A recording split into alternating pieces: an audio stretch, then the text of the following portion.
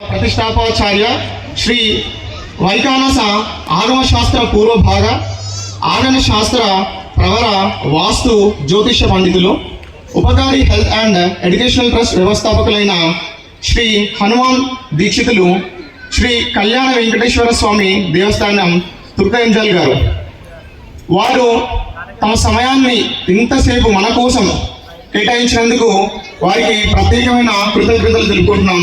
కావున వారి యొక్క సందేశాన్ని మార్గనిర్దేశాన్ని ఇవ్వమని కోరుకుంటున్నాం.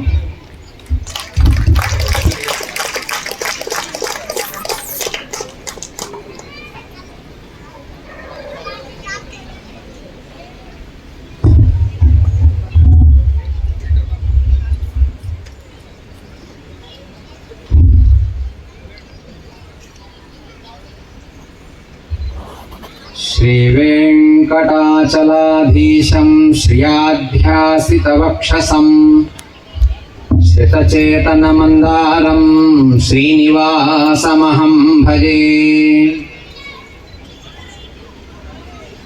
मनोजवं मारुततुल्यवेगं जितेन्द्रियं बुद्धिमतां वरिष्ठं वातात्मजं वानरयूथमुख्यं श्रीरामदूतं शिरसा नमामि. श्री गुरुभ्यो नमः. శ్రీరామాయ నమః. ప్రియ భగవద్బంధువులారా,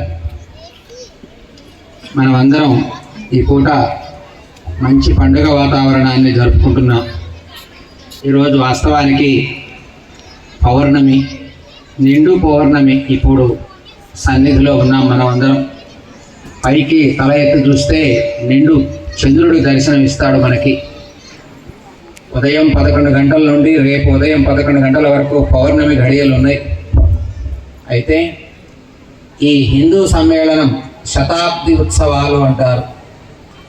100 సంవత్సరాలు నిండిన సందర్భముగా 1925 నుండి 2025 వరకు శతాబ్ది అనగా 100 సంవత్సరాలు పరిసమాప్తమైనటువంటి ఈ మహా గొప్ప కాలంలో రాష్ట్రీయ స్వయం సేవక్ సంఘ అనేటటువంటి గొప్ప ఉద్యమం కలిగినటువంటి స్ఫూర్తి కలిగినటువంటి సంస్థ మనందరం దాని నీడలో ఉన్నాం. ఒక 100 సంవత్సరాల వయసు గడవాలంటే ఈ రోజుల్లో చాలా కష్టం. అయితే 100 సంవత్సరాలు ఒక సంకల్పాన్ని నడిపించాలంటే అది సామాన్యమా? మనం అందరం కూడా బాగా గుర్తించుకోవాల్సినటువంటి విషయాలు.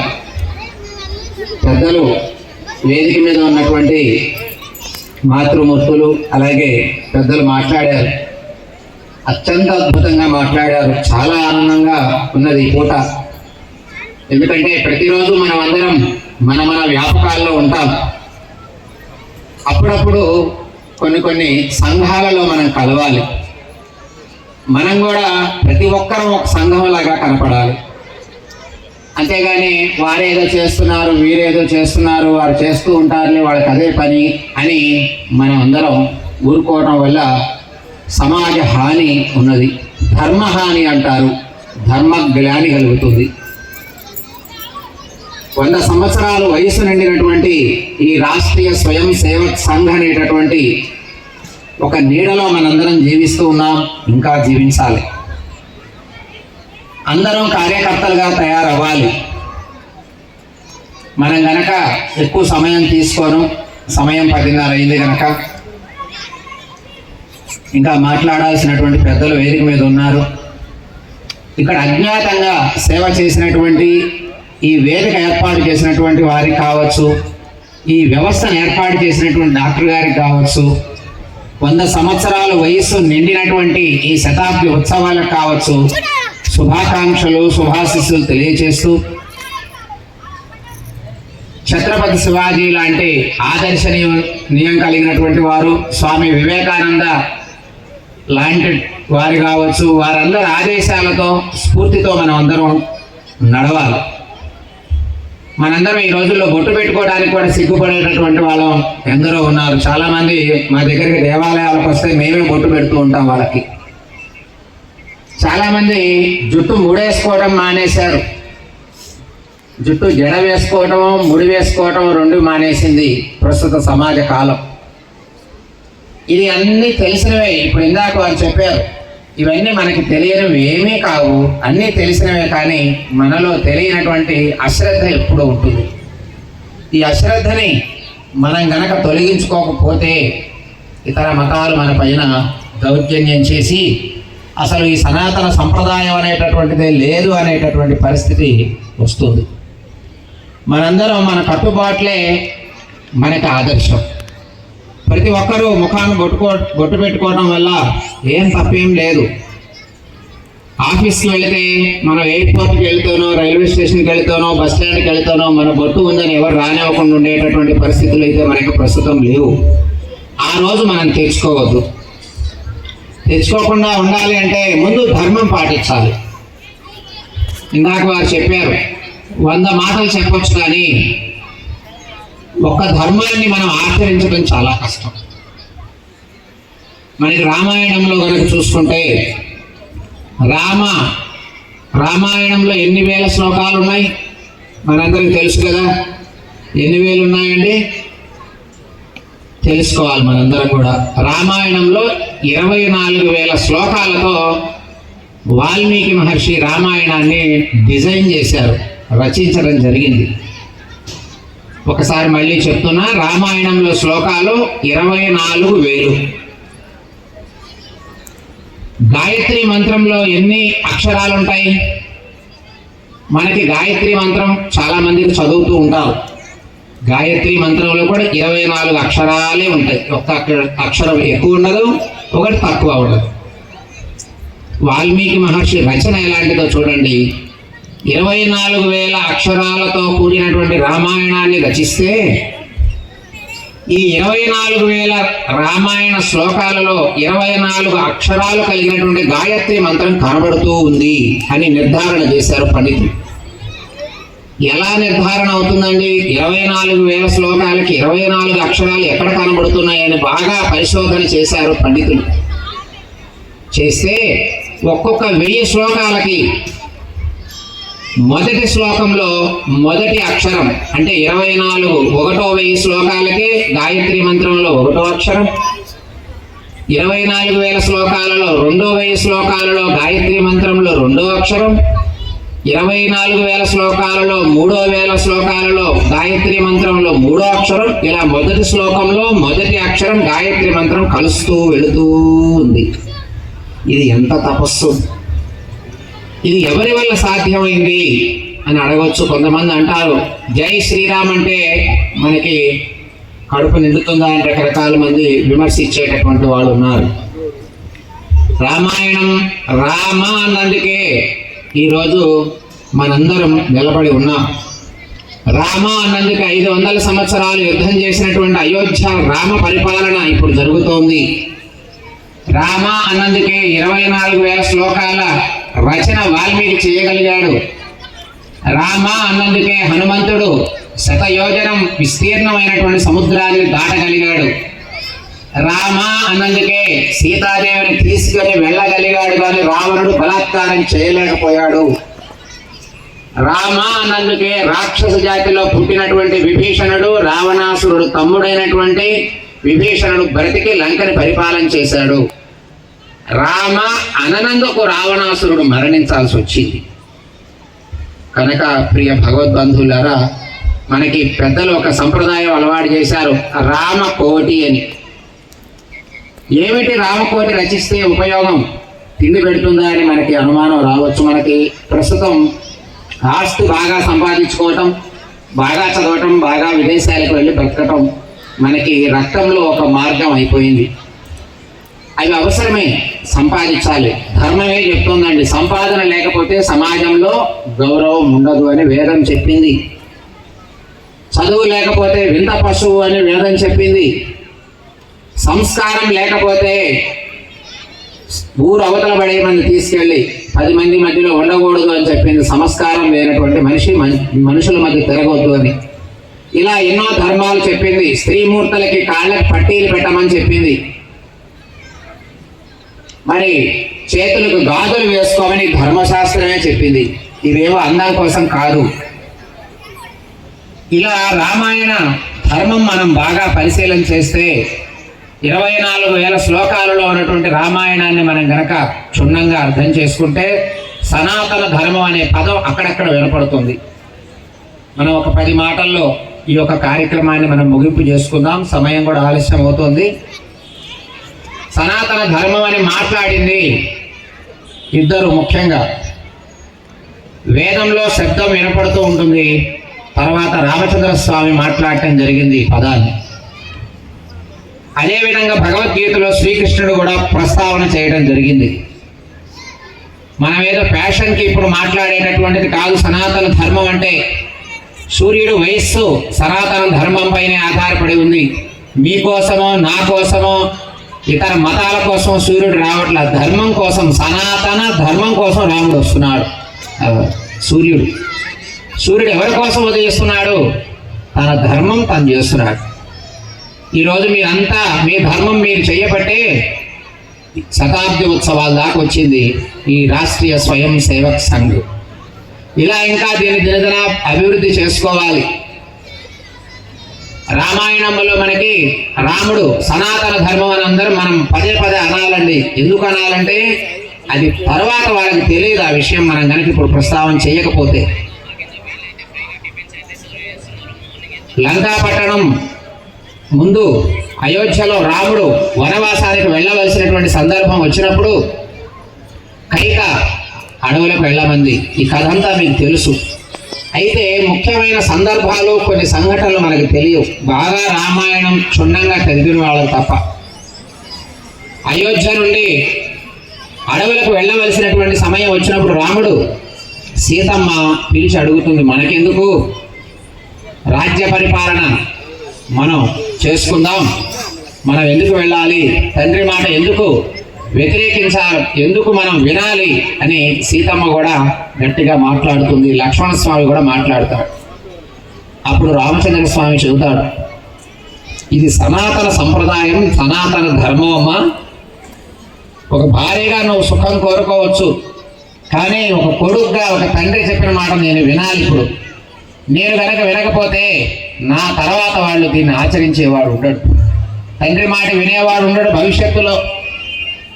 కనుక నేను వెళ్ళాలి అని రాముడు కరాఖండగా సీతమ్మకు చెప్తాడు. అప్పుడు సీతమ్మ అంటుంది, మరి నన్ను కూడా తీసుకెళ్ళు అని. రామచంద్ర స్వామి అంటారు, నువ్వు చిన్నపిల్లవి వయసులో, మనందరూ ఈ మధ్యకాలంలో వాట్సాప్లో వస్తూ ఉంటుంది, రాముడు కన్నా సీతమ్మ వయసులో పెద్దదా చిన్నదా అనే ప్రస్తావన చేస్తూ ఉంటారు వాట్సాప్ గ్రూప్స్లో సరదాగా. అయితే రాముడు కన్నా సీతమ్మ 10 సంవత్సరాల వయసు దూరంలో ఉన్నది, చిన్నగా ఉంది, పెద్దగా లేదు. మీరు దయచేసి ఎవరో ఆ ప్రచారాన్ని నమ్మవద్దు. రాముడు సీతమ్మ కన్నా 10 సంవత్సరాల పెద్ద వయసులో వివాహం చేసుకున్నాడు. ఈరోజు మనం చేసుకునే వివాహాల్లో చాలా పొరపాట్లు ఉన్నాయి. 1 సంవత్సరం 6 నెలలు గ్యాప్లో వివాహాలు చేసుకుంటున్నారు, డివోర్స్ ఎక్కువ తీసుకుంటున్నారు. కారణం మనస్సు దగ్గరగా ఉండదు. వయస్సు ఆడవాళ్ళకి మగవాళ్ళకి దగ్గర ఉంటే. మన పాత వివాహాలనే చూడండి, 15-20 ఏళ్ల వివాహాలన్నీ కూడా 5 సంవత్సరాలు కనీసం ఉంది. ఇంకా వెనక్కి వెళితే 10 సంవత్సరాల వయసు ఖాళీ ఉంది. వాళ్ళు ఎవరు డివోర్స్ తీసుకోలేదు, ఎవరు లాయర్ దగ్గరికి పోలేదు, ఎవరు కోర్టుల దగ్గరికి పోలేదు.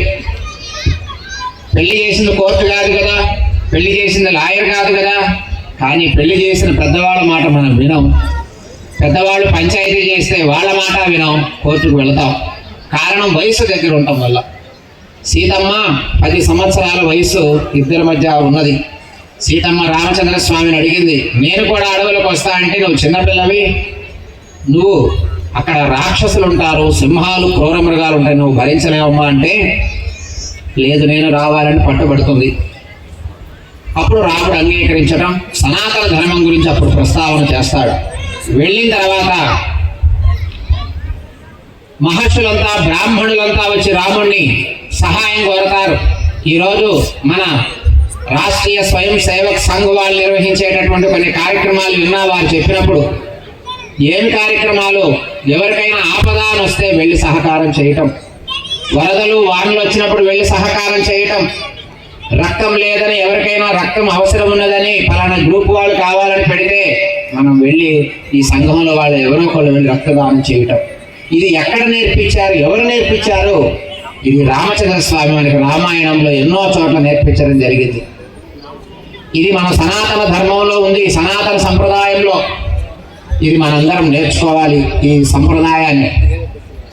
అరణ్యవాసానికి వెళ్ళిన తర్వాత బ్రాహ్మణులు, అక్కడ ఉండేటటువంటి పేదవారు ఎందరో పండితులు కావచ్చు, ప్రజలు రాముణ్ణి వచ్చి సహాయం కోరారు. మారీచ సుబాహులు అనేవాళ్ళు బాగా పీడిస్తున్నారయ్యా, వాళ్ళని నువ్వు ఎదుర్కో అని రాముణ్ణి ప్రార్థన చేస్తే, మారీచ సుబాహువుల తర్వాత వచ్చినటువంటి ఖరదూషణాదులు అనే రాక్షసులు బాగా పీడిస్తున్నారని చెప్పినప్పుడు రాముడు వెనక్కి సీతమ్మ ఉంటుంది. రాముడు అంటాడు, నేను వచ్చి మిమ్మల్ని రక్షిస్తా అని చెప్తాడు. సీతమ్మ లోపలికి పిలిచి ఒక మాట అంటుంది, ఏమయ్యా, మనమేదో 14 సంవత్సరాలుగా అడవులకు వచ్చాం, ఏదో 14 సంవత్సరాలు ఒక దీక్ష చేసినట్టు బయటికి వెళ్ళిపోదాం, అంతేగాని వీళ్ళతో గొడవ వాళ్ళతో గొడవ మనకెందుకు అని సీతమ్మ అంటుంది ఒక మాట. ఎందుకు? సీతమ్మ అంటే ఒక స్త్రీ స్వభావం ఎప్పుడూ కూడా ఎక్కడికక్కడే సర్దుకుందాం, ఎందుకు అనవసరంగా మన పరిస్థితులనే ఒకసారి స్త్రీ ఇంట్లో ప్రస్తావన చేస్తూ ఉంటుంది. అలాగే సీతమ్మ కూడా చాలా చోట్ల ప్రస్తావన చేస్తూ ఉంటుంది రాముడికి. మనం 14 సంవత్సరాలు వనవాసానికి వచ్చాం, వెళ్ళిపోదాం అని అంటే రాముడు ఒకటే చెబుతాడు, నా దగ్గరికి వచ్చి ఎవరైనా సహాయం కోరితే నా ప్రాణాలు అడ్డు పెట్టైనా వాళ్ళు కాపాడుతా, ఏతద్వ్రతం మమ అని ఆయన అంటాడు. ఇది నా దీక్ష అంటాడు. ఆయనకి వేరే దీక్షలు లేవు రామచంద్ర స్వామికి, కాపాడటమే అడిగిన వాళ్ళని. అందుకే రాముని మనం విగ్రహం పెట్టుకోవాలి ఇంట్లో. మనం రామచంద్ర స్వామి విగ్రహం ఎందుకు పెట్టుకోవాలి ఇంట్లో? శత్రు వినాశనం కావాలి, మనకు ధైర్యం కావాలంటే ఇలాంటి విగ్రహం పెట్టుకోవాలి. కుటుంబ వ్యవస్థ కావాలంటే రామ్ పరివార్ అంటాం మనం. రామ్ పరివార్ ఉండాలి ఇంట్లో. ఎలా వస్తుంది? లేకపోతే కుటుంబ వ్యవస్థ మనందరికి ఎలా వస్తుంది? రాదు. ఎవరో ఒకళ్ళని చూడాలి. సీతమ్మ కుటుంబం, పార్వతమ్మ కుటుంబం చూడాలి. పార్వతీదేవి కుటుంబం కూడా కలిసి ఉంటుంది, సీతమ్మ కుటుంబం కలిసి ఉంటుంది. వీళ్ళిద్దరే ఆదర్శనీయంగా ఉన్నారు మనకి జగత్తులో కావచ్చు, భారతదేశంలో కావచ్చు, ఇతర దేశాల్లో కావచ్చు.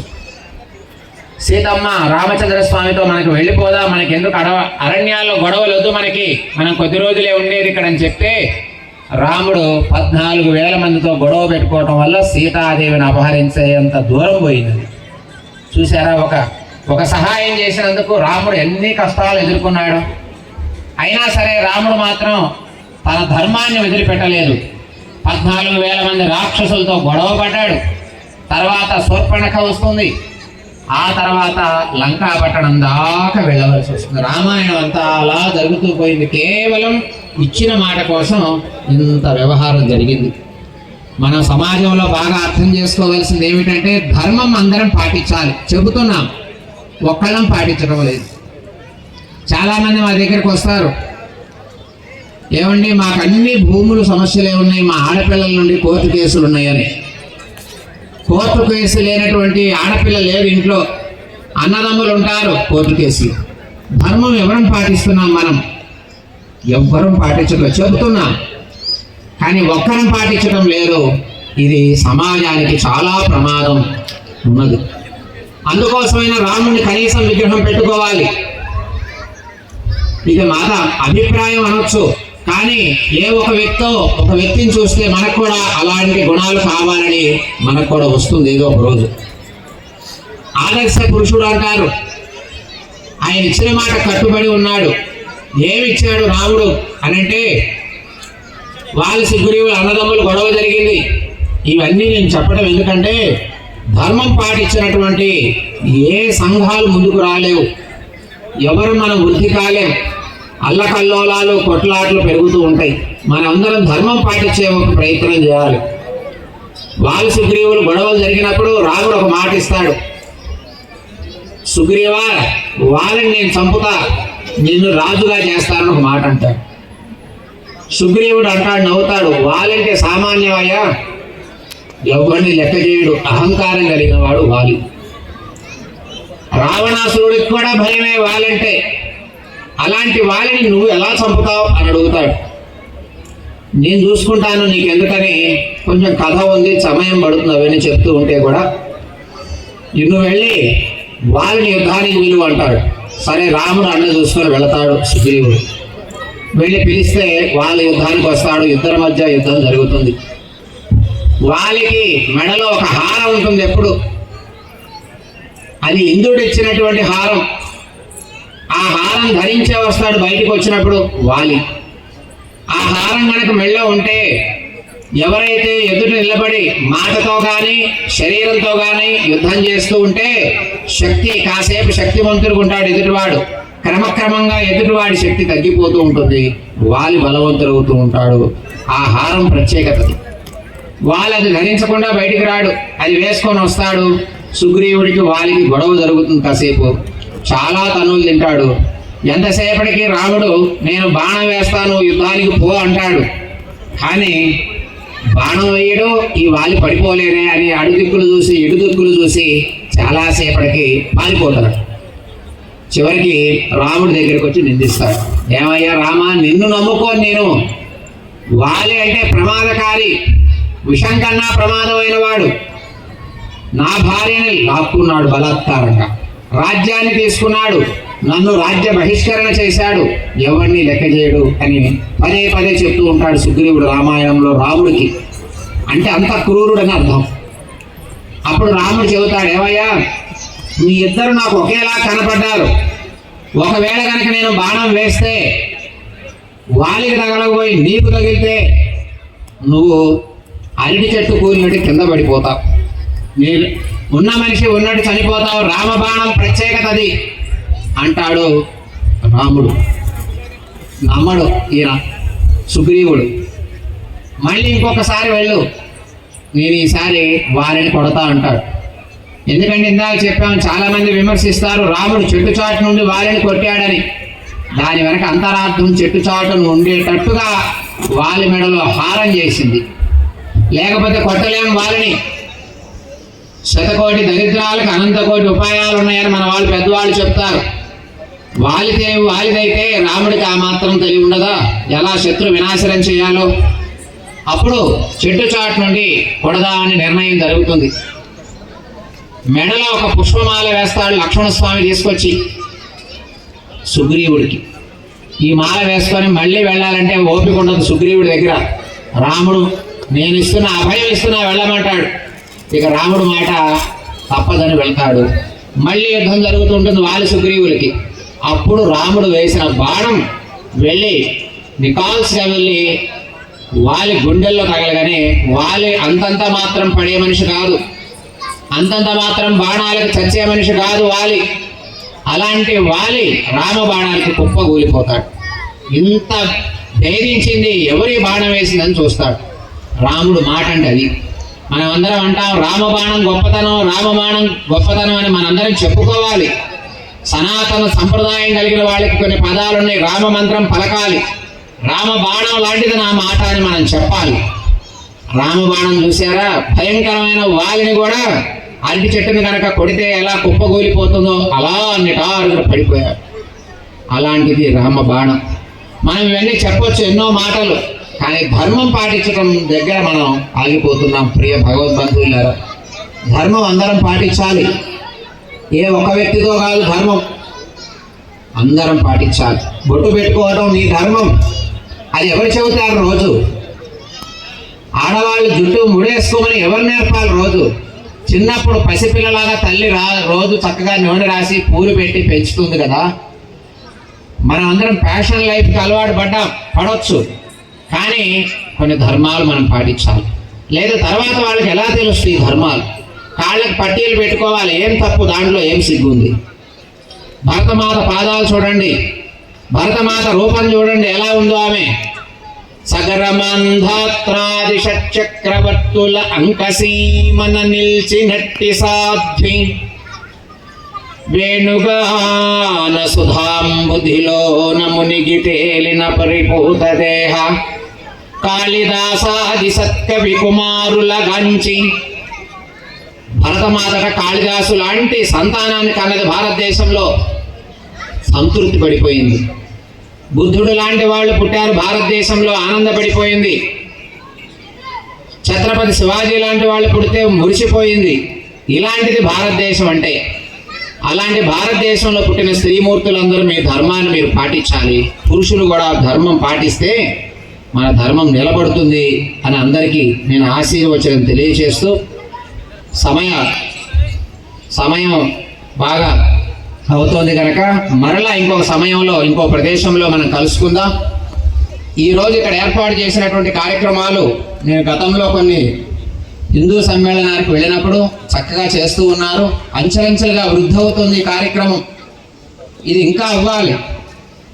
ఒకప్పుడు హిందూ ధర్మానికి శిశిర ఋతువు ఉన్నది. శిశిర ఋతువు అంటే ఆకులు రాలిపోయిన చెట్టులాగా ఉంది. ఇప్పుడు వసంత ఋతువు వచ్చింది. వసంత ఋతువులో చెట్లు ఎలా ఉంటాయి? చక్కగా లేతగా చిగుర్లు, కాయలు, పిందెలు, పువ్వులు, లేత లేత ఆకులతో చూడాలి అనిపించేటట్టు ఉంటుంది. అలా హిందూ ధర్మం ఉన్నది. కారణం అయోధ్యలో రాముడు నిలబడి ఉన్నాడు. ధర్మ పరిపాలన జరుగుతోంది.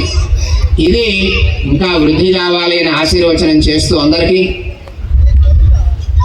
ఇలాంటి కార్యక్రమాలు ఏర్పాటు చేసినటువంటి అందరికీ శుభాకాంక్షలు తెలియజేస్తూ ఈ అవకాశాన్ని ఇచ్చినటువంటి రాష్ట్రీయ స్వయం సేవక్ సంఘ్ వీరందరికీ ఇక్కడ ఈ కాలనీ వాసులందరికీ కూడా ఆశీస్సులు అందజేస్తూ సెలవు తీసుకుంటున్నాను. భారత్ మాతాకి జై శ్రీరామ్, జై శ్రీరామ్, జై శ్రీరామ్.